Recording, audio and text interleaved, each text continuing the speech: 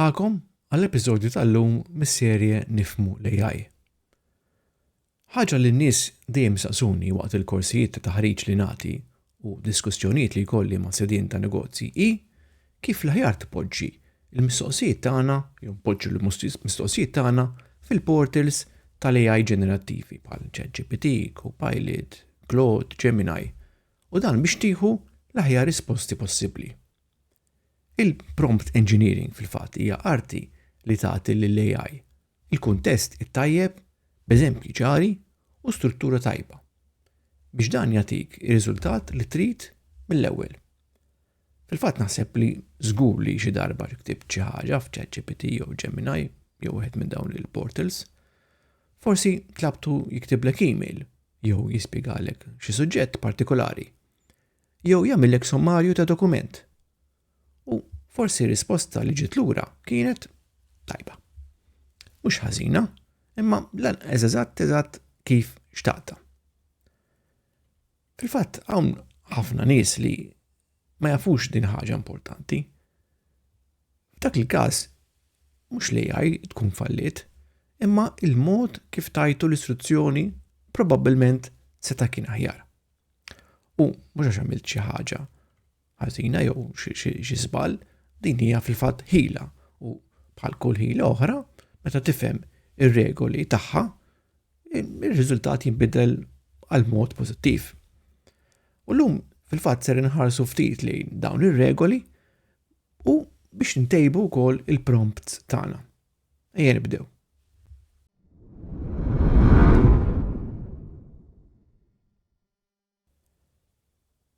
Prompt huwa sempliċement il-messaġġ li tibgħat lill-AI.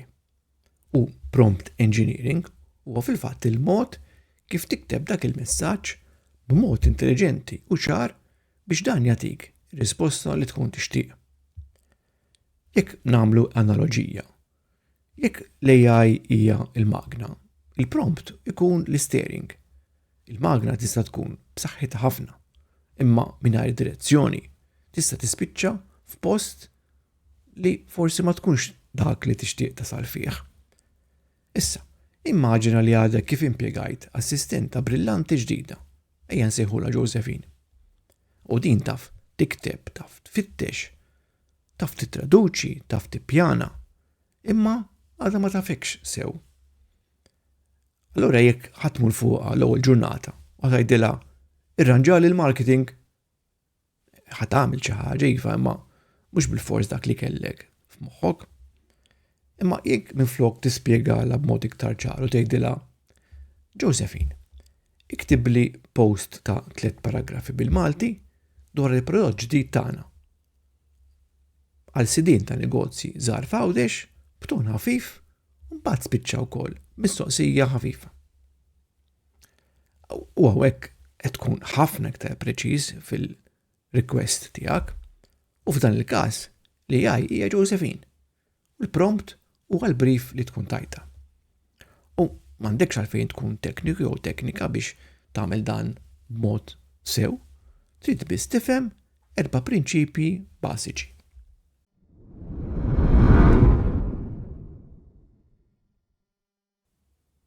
Ejja nħarsu lejn l-ewwel prinċipju.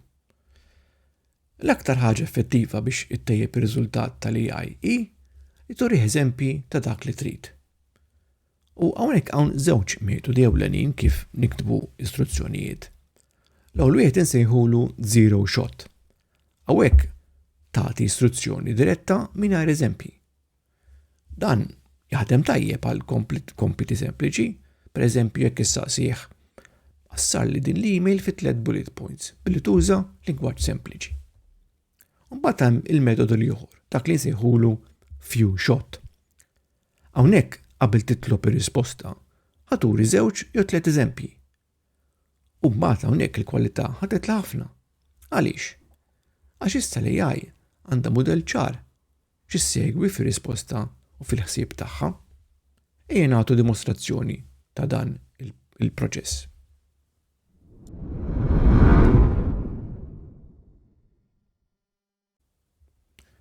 Mela, f'dan l-eżempju ħanibdew billi nagħtu istruzzjoni b'mod ta' zero shot. U ħansaqsu fil-fatt l-AI biex jikkategorizza sentiment ta' messaġġ bil-Malti. Bej pożittiv, neutrali jew negattiv. U b'bażi ta' il-prompt li tajnieh, l-AI jiddeċida li dan il-sentiment huwa negattiv. Saqsejnieh ikkategorizza li mhux ħażin imma kont nistenna aħjar. U ddeċida li dan huwa negattiv u wkoll ta' raġuni għalfej iddeċida hekk għalkemm hemm elementi pożittivi mostly għal dan huwa sentiment negattiv. Issa. Ħanna nużaw il-metodu few-shot fej qabel ma nistaqsu l-AI biex jikkategorizza il-messaġġ ħantuh ftit eżempji. U kif qed naraw tajnieh 3 eżempji, wieħed pożittiv, wieħed neutrali, wieħed negattiv. U bagħad qed nilu biex jikkategorizza dan l-istess messaġġ li tajnieh qabel. U ħannaraw issa il-format u d-deċiżjoni tiegħu finali. U l-fatt kif qed taraw l-AI issa ddeċida li il-kategorija għandha tkun neutrali, abbażi wkoll ta' l-eżempji li tajnieh u kif nixtiequ li jikkategorizza dan il-messaġġ. Mela kif rajna il-verżjoni few-shot tagħti l-AI il-format, il-livell ta' preċiżjoni, il-vokabularju u wkoll l-istil li trid. U bħala regola sempliċi, jekk wieħed jagħti bejn 2 u 5 eżempji, normalment huma biżżejjed biex itik il-format li trid.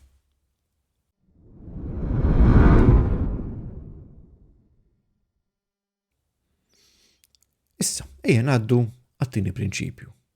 Nagħtu rwol lill-AI. Issa, meta ma tagħtix rwol lill-AI ġeneralment, tirrispondi b'mod ġeneriku. Imma jekk tgħidu x'rwol għandu jieħu, il-lingwa ton jinbidlu. Minflok pereżempju x'nista' nagħmel il-belt tgħidlu aġixxi bħala gwida Maltija lokali għal turisti li jħobbu l-istorja iżda jridu jevitaw il-folol. Għati 3 esperjenzi fil-belt, il-ħadd filgħodu u għejt ukoll għaliex tkun għażilthom. Issa hawn ara kemm jista' jkun aktar utli. Tagħtih ir-rwol bħala gwida Maltija. L-udjenza, turisti li ma jogħġbhomx il-folol. Il-ħin speċifiku l-ħadd filgħodu. Mbagħad qedtlu wkoll biex jagħti spjegazzjoni tal-ħsieb tiegħu. Fil-fatt nistgħu ngħidu li aktar ma tkun preċiż li AI inqas ikollha xtaqta jew timmaġna x'għandek f'moħħok inti. Ejja nagħtu fil-fatt issa eżempju dwar prompt vag u daqsxejn prompt iktar speċifiku.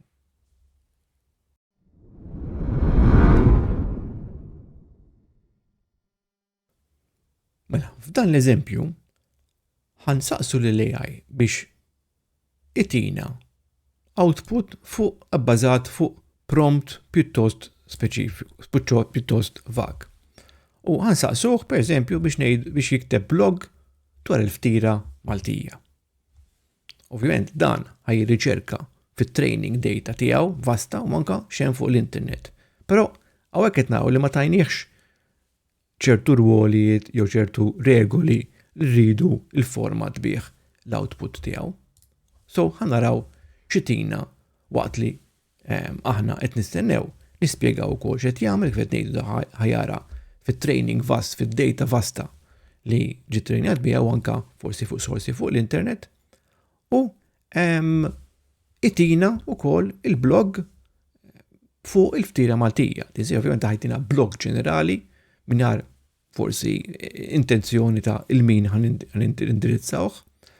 Ħatkun blog tajba, ħatkun kontenut tajjeb u forsi fatwali wkoll. Però huwa dak il-prompt li nixtiequ, forsi pereżempju għandna xi forn jew qed inbiegħu il-ħobs tradizzjonali Malti, u dak l-udjenza li rridu nilħqu, fil-fatt kif qed taraw qed tina pjuttost blog dettaljat fuq il-ftiera Maltija. Issa, ejja nibdlu il-prompt u nagħmluh daqsxejn iktar speċifiku u taraw kif il-prompt joħroġ b'kwalità aħjar għax iktar viċin ta' dak li rridu aħna f'moħħna. Ġifieri jekk aħna forn lokali, pereżempju aħna tinbjaw il-ftiera Maltija, qed ngħidulu ikteb blok ta' 3 paragrafi b'ton akkomodanti għal sit turistiku. Ġifieri dan tituh l-udjenza dwar l-ikel Malti. Iddeskrivi l-ftiera Maltija bħala parti mill-identità kulinarja tal-pajjiż. Semmi l-ħobstont u l-qoxra, eċetera, eċetera. Biex ovvjament dan jagħti iktar ton ukoll sija għal min ħajqarah u kif ħajpreżenta l-output tiegħu. U naraw ukoll li tajni ukoll restrizzjoni tajnih li dan jitjunna fi 3 paragrafi. U eżempju, jekk irridu nagħmlu forma ta' flyer jew fuq menu jew biex joqgħod fuq screenshot wieħed, irridu ntuħ il-format ukoll ta' il-limitu ta' paragrafi u forsi anke l-limitu ta' kliem. F'naraw tagħna 3 paragrafi u jidher huwa miktub b'mod iktar klassiku u b'mod iktar intended biex jilħaq l-udjenza li kienet intended f'moħħ il-persun li qed jiktbu, dak li ovvjament ħajbih il-ftiera Maltija u allura qed naraw li kif taraw il-prompt huwa ta' kwalità aħjar għall-intenzjoni oriġinali tagħna.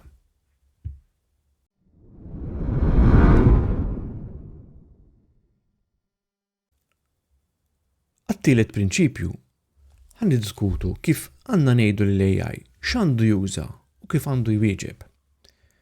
Fil-fatt hawn ħafna nies li qatt ma jużaw dawn iż-żewġ kontrolli, jekk nistgħu nsejħulhom kontrolli, imma jagħmlu differenza kbira. Nibdew bl-ewwel wieħed. Limiti u restrizzjonijiet. Issa meta nirreferu għal limiti jew restrizzjonijiet, qed inpoġġu regoli. Qed tgħidlu mhux biss x'għandu jagħmel, iżda x'għandu jevita.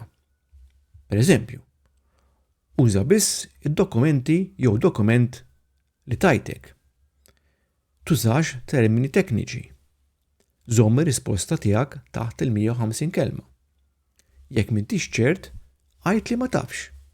Fil-fatt din tal-aħħar hija importanti ħafna biex nevitaw dawk il-hallucinations li tkellimna fuqhom fl-episodji li għaddew. Issa, immaġina pereżempju li għandek guest house il-Mellieħa u trid iddaħħal chatbot biex twieġeb mistoqsijiet tal-klijenti tiegħek online. Ovvjament tkun trid li dawn ir-risposti jkunu meħuda minn korp ta' informazzjoni pertinenti għal guest house tiegħek. U allura waħda mill-istruzzjonijiet li tagħti li chatbot għandha tkun wieġeb biss dak li l-korp tal-informazzjoni li tajtek fuqu tal-guest house. Jekk ma ssibx it-tweġiba, għid m'għandix din l-informazzjoni jekk jogħġbok ikkuntattjana. U bekk inkunu qed niżguraw li risposti li ċ-chatbot ħad tkun qed tagħti ikunu msejsa fuq informazzjoni relevanti u anke fattwali. Tista' wkoll tgħidlu eżatt kif trid ir-risposta. Fil-fatt, untuħ format, fil-fatt minflok paragrafi twal, tista' pereżempju titlob bullet points, tabella, email draft, lista bin-numri.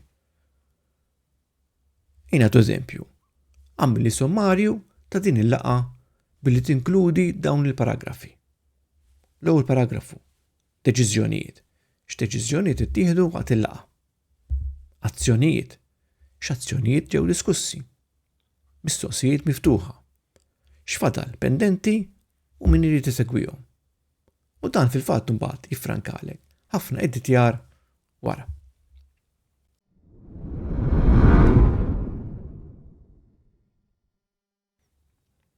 Ir-raba' prinċipju. Kif ngħidu li l-AI jaħseb b'mod gradwali, pass pass.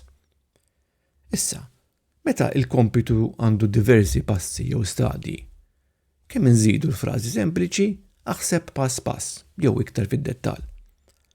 Din waħda ħattejjeb ħafna l-preċiżjoni tal-output tal-AI. Ejja nagħtu dimostrazzjoni.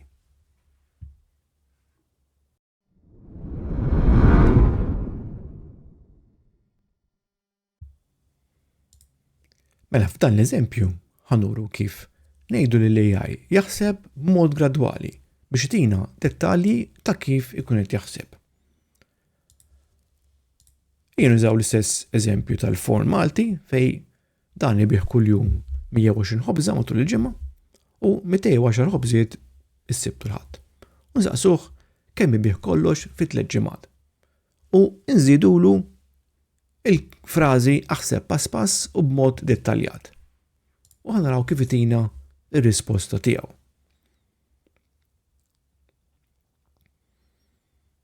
U kif qed taraw, il-format mhux ġas ħajdlek in-numru totali u ħajtiwlek pass pass. Jikkalkula bejn it-tnejn u l-ġimgħa, jikkalkula tas-sibt u l-ħadd, it-total ta' ġimgħa waħda u t-total ta' 3 ġimgħat għal 3060 ħobża. U fil-fatt mifoktak it-tweġiba waħda finali spjega għalek eżatt kif wasal għall-konklużjoni. U din hija mod konvenjenti kif wieħed jifhem iktar ukoll xi problemi komplessi billi ngħidu lejha jaqsamhom f'biċċiet biex anke aħna nkunu nistgħu nifhmu kif wasal għall-konklużjoni tiegħu. L-aħjar li nużaw din is-sistema biex ngħidulu jaħseb pass pass huwa fejn konna kalkoli, ippjanar fit-tul, dokumenti twal, jew deċiżjonijiet li jkollhom ħafna kriterji. U naslu biex ikollna risposta iktar spjegata b'mod ċar.